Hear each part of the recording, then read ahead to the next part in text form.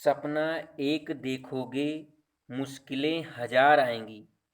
सपना एक देखोगे मुश्किलें हजार आएंगी, लेकिन वो मंजर बड़ा खूबसूरत होगा जब कामयाबी शोर मचाएगी। अग्निवेश कोचिंग क्लासेस के यूट्यूब चैनल पर आप सभी का एक बार फिर से बहुत बहुत स्वागत है। आइए हम लोग आज एक नए मॉडल वीडियो के साथ हिंदी के 20 प्रश्न हल करते हैं और आप अंत में कमेंट में 20 प्रश्न में से कितने आपके सही हुए हैं जरूर बताइएगा। चलिए पहले प्रश्न की ओर चलते हैं। देखिए पहला प्रश्न जो है वो ये है। पहला प्रश्न ध्यान दीजिए। पहला प्रश्न आपका कौन सा है कि धीरे धीरे में कौन सा समास है। ध्यान दीजिए, धीरे धीरे में कौन सा समास है। पहला है द्वंद्व समास, दूसरा है अव्ययी भाव समास, तीसरा है कर्मधारय समास और चौथा है द्विगु समास। यानी ए बी सी डी करके ऑप्शन दिए गए हैं। तो धीरे धीरे में कौन सा समास है, तो मैं आपको बता दूं। जो देखिए द्वंद्व समास ये कहता है कि दो शब्दों के बीच में योजक चिन्ह रहेगा और जो पहला शब्द रहेगा उसका विपरीत दूसरा शब्द रहेगा। जैसे माता पिता, भाई बहन, पाप पुण्य। तो यहाँ पर ऐसा कोई नहीं है कि पहला धीरे लिखा है तो उसका पीछे वाला जो शब्द है वो विपरीत लिखा गया है। हाँ, योजक चिन्ह जरूर है, तो यहाँ पर आपका द्वंद्व नहीं होगा। चलिए सी ऑप्शन पर चलते हैं। कर्मधारय समास। कर्मधारय का जो है, कर्मधारय की जो पहचान है वो ये है कि विशेषण विशेष्य की, जैसे जो शब्द रहेगा उसमें जो विशेष रहेगा उसकी जो है विशेषता बतलाई जाएगी। जैसे है कनक लता, कनक के समान लता, या बताया जाएगा कि चरण कमल, चरण के समान कलम कमल। तो यहाँ पर ये भी नहीं होगा कर्मधारय। द्विगु समास का जो उदाहरण होता है वो प्रथम पद संख्यावाची होता है, तो यहाँ पर संख्यावाची कोई है नहीं। तो यहाँ पर कहने का मतलब होगा आपका अव्ययी भाव समास। कैसे होगा इसका एक है, देखिए जब कोई एक शब्द वही पुनरावृत्ति करके आए, जैसे धीरे धीरे, राम राम, काम काम, हाथों हाथ और बीच में ये जो चिन्ह लगे हैं, जैसे कहने का मतलब एक शब्द दो बार आए तो वहां पर अव्ययी भाव समास होता है। वैसे अव्ययी भाव समास का ये एक उदाहरण ये भी है, और जिसमें पहले बड़ा आ या यथा या प्रति या इस प्रकार के शब्द पहले आते हैं, जैसे प्रतिदिन, आजन, क्या कहते हैं, और उसके बाद यथासंभव, ऐसे शब्द जो होते हैं वो क्या होते हैं आपके अव्ययी भाव समास। चलिए मैं आपको दूसरे प्रश्न की ओर ले चलता हूं। दूसरा प्रश्न है, दूसरा प्रश्न देखिए क्या है। दूसरा प्रश्न कह रहा है धनुर्बाण में किस तरह का समास है। बताइए धनुर्बाण में किस तरह का समास है। क्या तत्पुरुष समास है, बहुब्रीहि समास है, कर्मधारय समास है या द्वंद्व समास है। अभी मैं आपको पहले प्रश्न में सबका विश्लेषण किया हूं। देखिए तत्पुरुष समास यह कहता है कि तत्पुरुष समास में कारक चिन्हों का प्रयोग होता है। बहुब्रीहि समास में दो शब्द होते हैं और किसी तीसरे की ओर संकेत करता है। जैसे लिखा है 10 आनन, यानी 10 और आनन, 10 माने संख्या हो गया, आनन माने सर हो गया। तो ये जब दो मिलते हैं तो हमें रावण की याद आती है। त्रिनेत्र, त्रि और नेत्र, तब हमें शिव जी की याद आती है। तो कहने का मतलब जब दो शब्द किसी तीसरे की ओर मिलकर तीसरे की ओर इंगित करें तो बहुब्रीहि होता है। कर्मधारय में विशेषण विशेष्य की प्रधानता होती है और द्वंद्व में क्या होता है, एक का विपरीत दूसरा होता है। तो देखिए धनुष और बाण, इसका विच्छेद करेंगे तो धनुष और बाण होगा। तो धनुष और बाण में कौन सा आपका जो है समास है, तो ये आपका है द्वंद्व समास। कौन सा है, द्वंद्व समास। तो ये आपका ऑप्शन जो है बिल्कुल सही है। चलिए मैं आपको तीसरे प्रश्न की ओर ले चलता हूं। तीसरा प्रश्न आपका क्या कह रहा है। तीसरा प्रश्न है इनमें शत्रु का पर्यायवाची कौन सा नहीं है। बहुत अच्छा प्रश्न। इनमें शत्रु का पर्यायवाची कौन सा नहीं है। देखिए आही, आरी, रिपु और बैरी, इनमें से बताइए। देखिए जबकि आपको बैरी का पता ही होगा। बैरी, बैरी का अर्थ क्या होता है, शत्रु होता है।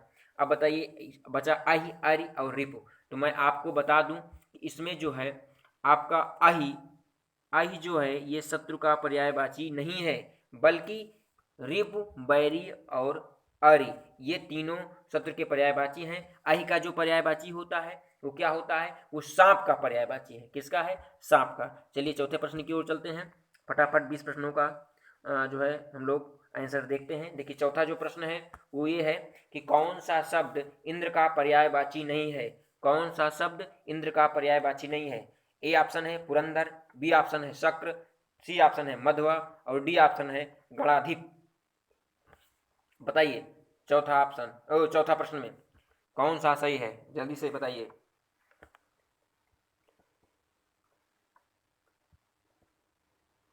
देखिए मैं आपको बता दूं, इसमें जो है आपका कौन सा नहीं है, तो आपका गणाधिप, ये जो गणाधिप है अगर आपका सही होता है तो उसको लिखते चलिए कि कितना सही कर रहे हैं। तो देखिए जो आपका इंद्र का पर्यायवाची है वो गणाधिप नहीं है, जबकि आपका पुरंदर, शक्र और मध्वा ये जो है तीनों इंद्र के पर्यायवाची हैं। चलिए मैं आपको अगले प्रश्न की ओर यानी पांचवें प्रश्न की ओर ले चलता हूँ। पांचवा जो प्रश्न है वो ये है कि स्पृश्य का विलोम क्या है, यानी इस स्पृश्य का विलोम शब्द इसमें से कौन हो सकता है। क्या पहला ऑप्शन है स्पृश्य, या दूसरा है अस्पृश्य, या तीसरा है अस्पृश्य, या चौथा है अस्पृश्य। देखिए यहाँ पर जो है स्पृश्य का मतलब होता है किसी चीज को छूना, कहते हैं स्पर्श कर रहे हैं, तो वही चीज है स्पर्श।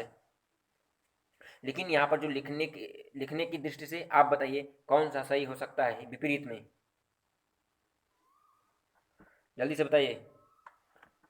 देखिए अगर लेखन की दृष्टि से हम देखें तो स्पृश्य का जो विलोम होगा वो अस्पृश्य होगा। क्या होगा, अस्पृश्य होगा। तो यानी आपका यहाँ पर जो सही ऑप्शन है पांचवें का वो है डी ऑप्शन। कौन सा, डी ऑप्शन। चलिए हम लोग छठे प्रश्न की ओर चलते हैं। छठा प्रश्न आपका क्या है, देखिए छठा प्रश्न है ध्वंस शब्द का विलोम शब्द क्या होगा। तो विध्वंस, निर्माण, तुल्य या प्राकृतिक, जल्दी से बताइए कौन सा होगा।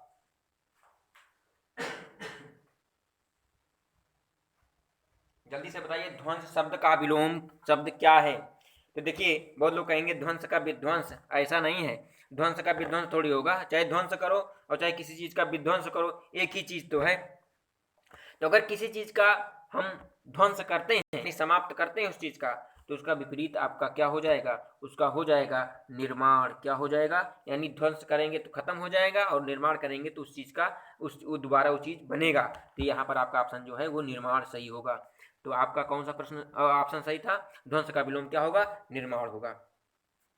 जबकि इसके अलावा मैं आपको बता दूं जो इसमें और शब्द लिखे गए हैं, जैसे क्या है, तुल्य का क्या होगा विलोम, अतुल्य होगा। और प्राकृतिक का विलोम क्या होगा, यहाँ पर प्राकृतिक का बताइए कृत्रिम होगा। इस हिसाब से आपको सही करना है। चलिए हम लोग अगले प्रश्न की ओर चलते हैं, सातवें प्रश्न की ओर।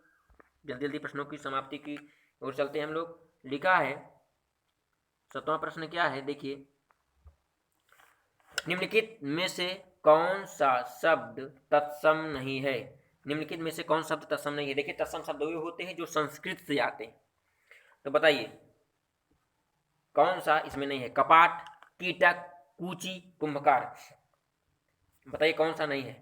तो देखिए इसमें जो है, जो आपका ऑप्शन सही है वो ये है कि 7 का जो है सी ऑप्शन कूची, ये कूची जो है आपका ये तत्सम नहीं है, ये क्या है, तद्भव है। जबकि कपाट आपका तत्सम है, इसका तद्भव किवाड़ होता है। कीटक आपका जो है तत्सम है, इसका कीड़ा होता है। कुंभकार आपका तत्सम है, जिसका कुम्हार होता है। लेकिन कूची का जो होता है तत्सम होता है कूर्चिका। क्या होता है, कूर्चिका। ऐसे लिखा जाएगा, का पे बड़ा की मात्रा, चा पर छोटी की मात्रा और इस पर चुटकी हवा रा यानी रेफरा, और या पाक मात्रा या कुर्ची का, हाँ यहाँ पर का पर आ की मात्रा कुर्ची का, ऐसे लिखा जाएगा। चलिए हम लोग आठवें प्रश्न की ओर चलते हैं। आठवां प्रश्न है कि लवण का तद्भव क्या होगा। लवण का अर्थ होता है नमक। अब बताइए इनमें से आप किसको सही मानेंगे। लवण का तद्भव क्या होगा, नोन, नमक, लवंग या क्षार, जल्दी से बताइए। बहुत ही अच्छा प्रश्न है। देखिए मैं आपको बता दूं लवण का जो यहाँ पर तद्भव होगा वो होगा नोन। क्या होगा, नोन। बहुत लोग नमक कहेंगे, नहीं, नमक, क्षार, लवंग ये कुछ नहीं, सिर्फ नोन होगा इसका क्या, तद्भव। चलिए 9वें प्रश्न की ओर हम लोग चलते हैं।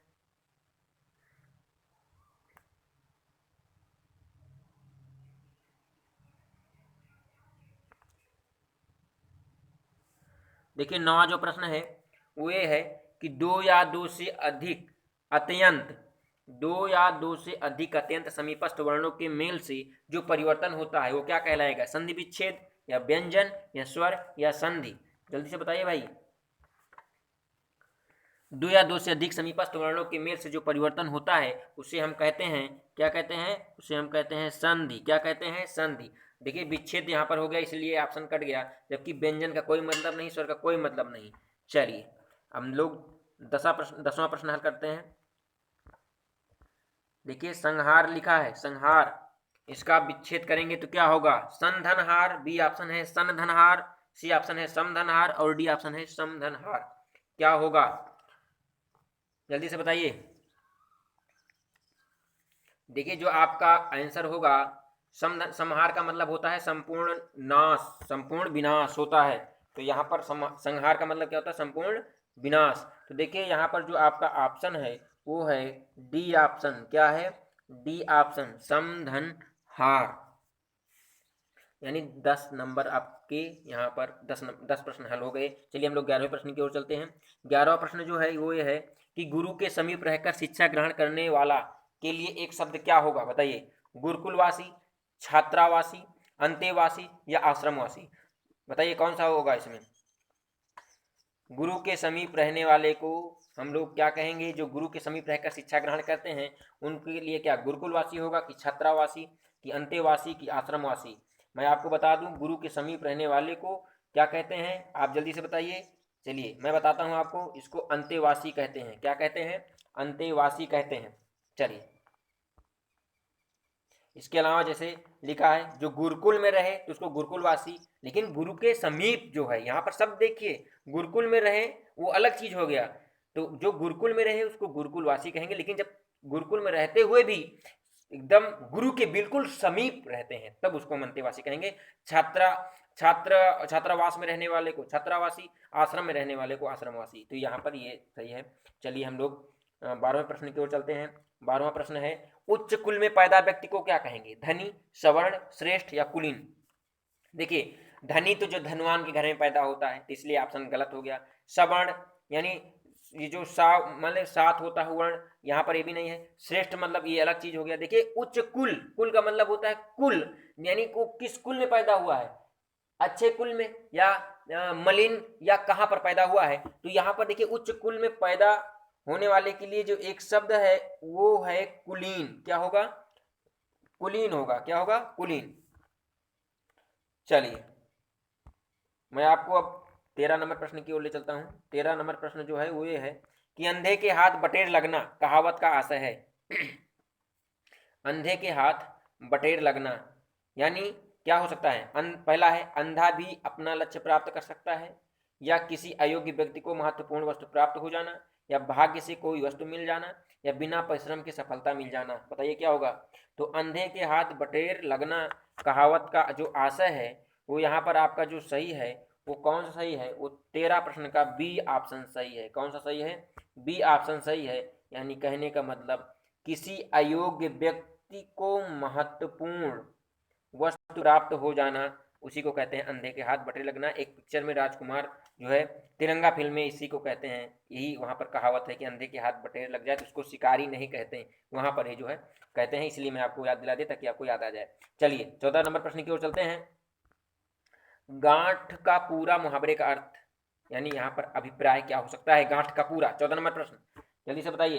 देखिए जो 14 नंबर प्रश्न है उसका सही है गांठ का पूरा का मतलब क्या है? यहाँ पर मालदार। क्या है? मालदार। विघ्नाना, बेफिक्र होना, शक्तिहीन कोई मतलब नहीं, गांठ का पूरा मतलब मालदार है। चलिए हम लोग 15 नंबर प्रश्न की ओर चलते हैं। इसमें शुद्ध आपको छाटना है। वाह कितना घृणित दृश्य है, ओह कितना घृणित दृश्य है, छी कितना घृणित दृश्य है, आह कितना घृणित दृश्य है। बताइए इसमें 15 नंबर प्रश्न में। देखिए वाह, जैसे आप कोई ऐसी चीज देखे जिसे आपको घृणा लग जाए, घृणित हो जाए तो वाह कहेंगे। ये तो समझ लीजिए जैसे मजा आ गया, तो मजा वाली कहाँ चीज है? जैसे मान लीजिए कौवा मरा है और उसमें से गंध आ रही है तो आप क्या कहेंगे? वाह कितना घृणित दृश्य है। नहीं ये नहीं होगा। ओह कितना घृणित दृश्य, ये भी नहीं होगा। यहाँ पर जो आपका सही होगा वो होगा छी कितना घृणित दृश्य है, ये आपका यानी कहने का मतलब सी ऑप्शन आपका 15 में आपका जो है सी ऑप्शन बिल्कुल सही है। कहने का मतलब जो कोई चीज़ आप देखेंगे और आपको देखने में अच्छा नहीं लगता तो वहाँ पर क्या हो जाएगा? घृणा होगा तो वो छी जो शब्द है वो आपका विस्मयादि होने के साथ साथ एक घृणापन उत्पन्न कर रहा है। चलिए मैं आपको 16 नंबर प्रश्न की ओर ले चलता हूं। शब्दानुक्रम में सही वाक्य बताइए कौन सा हो सकता है। 16 नंबर में, वह गरीब आदमी था, वह आदमी गरीब था वह गरीब आदमी, था गरीब वह आदमी। देखिए सी और डी तो बिल्कुल गलत है। अब ए और बी में से आपको छांटना है। तो बताइए 16 में जो सही है, वह आदमी गरीब था, वह आदमी गरीब था, यानी बी ऑप्शन इसमें जो है वो सही है। वह गरीब आदमी था ये नहीं, वह आदमी गरीब था, ये ऑप्शन आपका यहाँ पर क्या है, सही है। कहने का मतलब दिए गए विकल्प में जो वह आदमी गरीब था यही सही है। चलिए 17 नंबर प्रश्न में, इनमें से कौन पुल्लिंग नहीं है। बचपन, वायु, समुद्र या कंबल, इनमें से कौन सा पुल्लिंग नहीं है। देखिए यदि हम वायु को छोड़ दें, यदि हम वायु को छोड़ दें तो सारे शब्द क्या हैं, पुल्लिंग है। जैसे वायु बहती है या वायु चलती है या हवा चलती है तो ये हो गया स्त्रीलिंग। जबकि कंबल गर्म है, या कंबल ओढ़ी जाती है कि ओढ़ा जाता है, या कंबल बिछाया जाता है। जबकि समुद्र का पानी खारी है कि खारा है, खारा है। बचपन आ गई कि बचपन आ गया। तो देखिए कुल मिलाकर यहाँ पर जो है आपका पुल्लिंग जो है तीनों है, बचपन, समुद्र, कंबल और वायु आपका स्त्रीलिंग शब्द है। चलिए हम लोग 18 नंबर प्रश्न की ओर चलते हैं, जल्दी से इस सेशन को खत्म करते हैं। गौ शब्द का वचन पहचानिए। गौ जो है वो कौन सा शब्द है, सदा बहुवचन में रहता है कि एक वचन में रहता है कि सदा एक वचन में या बहुवचन में, जल्दी से बताइए। देखिए जो गौ शब्द है वो एक वचन में इसका प्रयोग होता है, किसी में, एक वचन में होता है। चलिए आपको 19 नंबर प्रश्न की ओर ले चलते हैं। 19 नंबर जो प्रश्न है वो क्या है, क्रियापरक व्याकरणिक कोट चिन्हित कीजिए।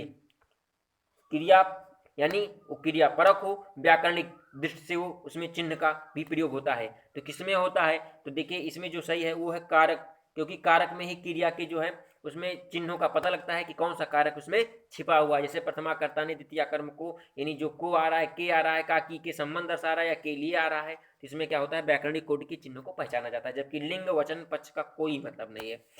इस सेशन का लास्ट प्रश्न जोरदार प्रश्न है, आप बताइएगा कि प्रश्न का जो है हिसाब किस तरह से था। चलिए 20 नंबर जो है प्रश्न है वो ये है कि निम्नांकित में से शुद्ध शब्द कौन सा है। अंताक्षरी, अंत्याक्षरी, अंताक्षरी या अंताक्षरी, जल्दी से बताइए। 20 नंबर प्रश्न में जल्दी से बताइए भाई आप लोग। देखिए यहाँ पर जो आपका ऑप्शन सही है वो है बी नंबर, यानी अंत्याक्षरी ऐसे लिखा जाता है। आप लोग ऐसे ही लिखिएगा पेपर में, ऐसे ही इस गोले को टिक करिएगा। तो देखिए 20 प्रश्न थे, 20 के 20 अपने आप में बहुत ही अच्छे प्रश्न थे और इनको आप लोग हल करिए। इससे क्या होगा कि आपके अंदर एक आत्मविश्वास का भाव पैदा होगा, जिससे आप इस प्रश्न को करेंगे तो एक एवरेज भी पता चलेगा। मिलते हैं अगले वीडियो में, तब तक के लिए आप लोगों का बहुत बहुत धन्यवाद।